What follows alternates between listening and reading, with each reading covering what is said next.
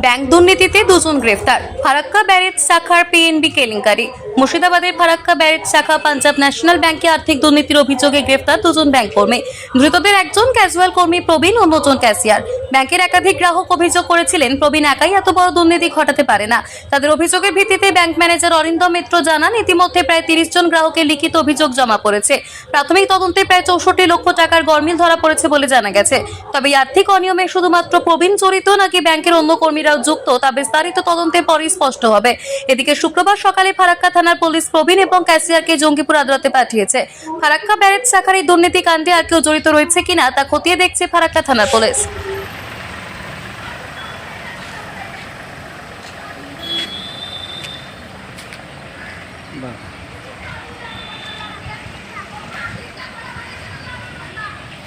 ব্যাংকের কিছু স্টাফ কিছু সাধারণ মানুষের টাকা আত্মসাৎ করেছিল বলে অভিযোগ হয়েছিল এবং ব্যাংকেও অনেকে বিক্ষোভ দেখেছিল।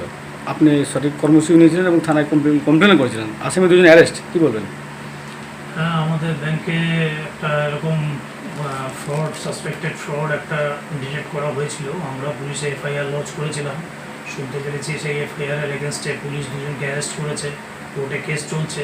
আমরা আমাদের তরফ থেকে প্রশাসনকে অনেক ধন্যবাদ জানাচ্ছি তাদের তৎপর অ্যাকশনের জন্য। আমরা চাই কোর্টে কেসটা তাড়াতাড়ি তার একটা সমাধান হোক এবং গরিব মানুষ যেন তার টাকা যেন তাড়াতাড়ি ফিরে পায়, এটাই আমাদের প্রচেষ্টা চলছে। কতজন অভিযোগ করেছিলেন আপনার কাছে? আমার কাছে এখন টোটাল 50 জনের মতো অভিযোগ আছে। কত লক্ষ টাকার টোটাল তো দেখুন, এখন ব্যাংকের ইন্টারনাল এনকোয়ারি চলছে, এখন এক্স্যাক্ট অ্যামাউন্ট বলা যাবে না। কেউ কেউ ফেক কমপ্লেনও করছে, এরকম কমপ্লেনও আছে। কেউ কেউ আছে যারা কোনো রিসিপ্ট ছাড়াই বলছে আমি পয়সা দিয়েছি, সেগুলো কমপ্লেনকে আমরা ধরতে পারছি না। ঠিক আছে, তাও আনুমানিক কত? ডিপার্টমেন্টাল এনকোয়ারি চলছে, সামনে চলে আসবে।